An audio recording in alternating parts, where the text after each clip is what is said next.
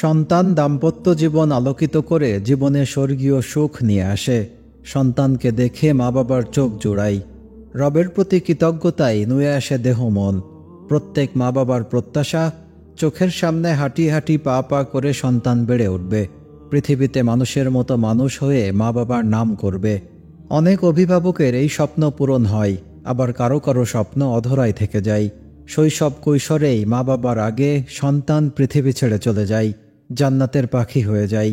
আল্লাহ তাআলা কখনো কখনো কোনো দম্পতিকে মহাপরীক্ষায় ফেলেন, তাদের সন্তানকে নিজের কাছে নিয়ে যান। তবে এতে হাহুতাশ না করে আল্লাহ তাআলার সিদ্ধান্তের ওপর ধৈর্য ধারণ করলে রয়েছে বিশেষ পুরস্কার। এক হাদিসে এসেছে, হযরত আবু মুসা আশআরী রাদিয়াল্লাহু আনহু থেকে বর্ণিত, রাসূল সাল্লাল্লাহু আলাইহি ওয়াসাল্লাম বলেছেন, যখন কারো সন্তান মারা যায় তখন আল্লাহ তাআলা ফেরেশতাদেরকে ডেকে বলেন, তোমরা আমার বান্দার সন্তানের জান কবজ করে ফেলেছ? তারা বলেন, হ্যাঁ। আল্লাহ তাআলা আবার বলেন, তোমরা তার কলিজার টুকরার জান কবজ করে ফেলেছ? তারা বলেন, হ্যাঁ। আল্লাহ তাআলা বলেন, আমার বান্দা কি বলেছে? তারা বলেন, আপনার বান্দা এই বিপদেও ধৈর্য ধারণ করে আপনার প্রশংসা করেছে এবং ইন্না লিল্লাহি ওয়া ইন্না ইলাইহি রাজিউন পড়েছে। তখন আল্লাহ তাআলা বলেন, তোমরা আমার এই বান্দার জন্য জান্নাতে একটি প্রাসাদ নির্মাণ করো এবং তার নামকরণ করো বাইতুল হামদ, অর্থাৎ প্রশংসার ঘর। শৈশবেই মৃত্যুবরণ করা শিশুরা মা বাবার জান্নাতে যাওয়ার কারণ হয়ে যায়। এই বিষয়ে হযরত আবু হুরায়রা রাদিয়াল্লাহু আনহু বলেন, আমি রাসূল সাল্লাল্লাহু আলাইহি ওয়াসাল্লামকে বলতে শুনেছি, শিশু অবস্থায় মৃত্যুবরণকারী মুসলিম সন্তানেরা জান্নাতের শিশু খাদেম হবে। তারা তাদের মাতাপিতাকে পেলে কাপড় ধরে টেনে জান্নাতে না নেওয়া পর্যন্ত ছাড়বে না। আরেক হাদিসে হযরত কুররা রাদিয়াল্লাহু আনহু বলেন, রাসূল সাল্লাল্লাহু আলাইহি ওয়াসাল্লাম যখন বসতেন তখন সাহাবীদের অনেকে তার কাছে এসে বসতেন। তাদের মধ্যে একজন সাহাবীর ছোট্ট একটি শিশুপুত্র ছিল। তিনি তার ছেলেকে পেছন দিক থেকে এনে নিজের সামনে এনে বসাতেন। একদিন সেই ছেলেটি মৃত্যুবরণ করল। ফলে সেই সাহাবী খুব বিষণ্ণ হয়ে পড়লেন। ছেলের শোকে তিনি আর নবীজির মজলিসে উপস্থিত হতেন না। কয়েকদিন তাকে না দেখে রাসূল সাল্লাল্লাহু আলাইহি ওয়াসাল্লাম জিজ্ঞেস করলেন, অমুক ব্যক্তিকে দেখছি না কেন? সাহাবীগণ বললেন, ইয়া রাসূলুল্লাহ, আপনি তার যে ছোট ছেলেকে দেখেছিলেন সে মৃত্যুবরণ করেছে। পরে তার সঙ্গে সাক্ষাৎ করে রাসূল সাল্লাল্লাহু আলাইহি ওয়াসাল্লাম জিজ্ঞেস করলেন, তোমার সেই ছেলেটির কি হয়েছে? তিনি বললেন, ছেলেটির মৃত্যু হয়েছে। তখন নবীজি সাল্লাল্লাহু আলাইহি ওয়াসাল্লাম তাকে সান্ত্বনা দিয়ে ধৈর্য ধারণ করতে বললেন। তারপর বললেন, হে অমুক, তোমার কাছে কোনটা বেশি পছন্দনীয়?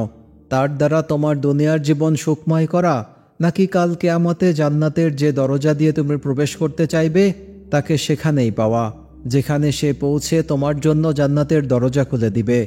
তিনি বললেন, হে আল্লাহর রাসূল, বরং সে আমার জান্নাতের দরজায় গিয়ে আমার জন্য দরজা খুলে দিবে, এটাই আমার কাছে অধিক পছন্দনীয়। তখন রাসূল সাল্লাল্লাহু আলাইহি ওয়াসাল্লাম বললেন, তাহলে তোমার জন্য তাই হবে। মা বাবার আগে মারা যাওয়া শিশুদের জান্নাতের প্রজাপতির সঙ্গে তুলনা করা হয়েছে।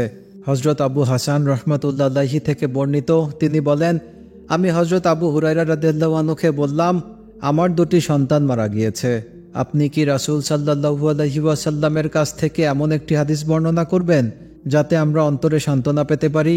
তখন আবু হুরায়রা রাদিয়াল্লাহু আনহু বললেন, হ্যাঁ, আমি নবীজি সাল্লাল্লাহু আলাইহি ওয়াসাল্লামকে বলতে শুনেছি, ছোট বয়সে মৃত্যুবরণকারী সন্তানেরা জান্নাতের প্রজাপতির মতো।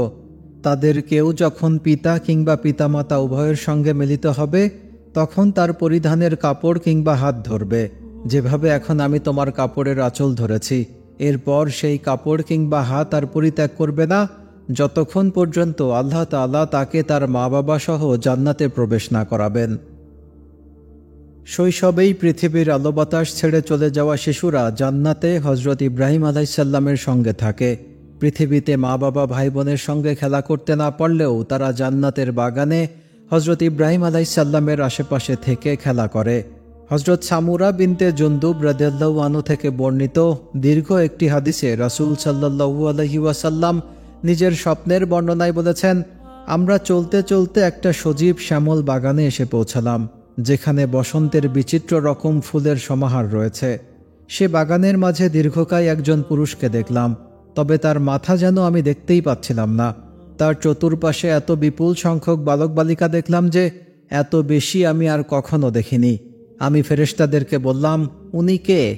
আমাকে বলা হলো, ইনি ইব্রাহিম আলাইসাল্লাম, আর তার আশেপাশের বালক বালিকারা হলো ওই সব শিশু যারা ফিতরাতের ওপর অর্থাৎ শৈশবের নিষ্পাপ অবস্থার উপর মৃত্যুবরণ করেছে। এই বালক বালিকারাই তাদের মা বাবার জান্নাতে প্রবেশের কারণ হবে।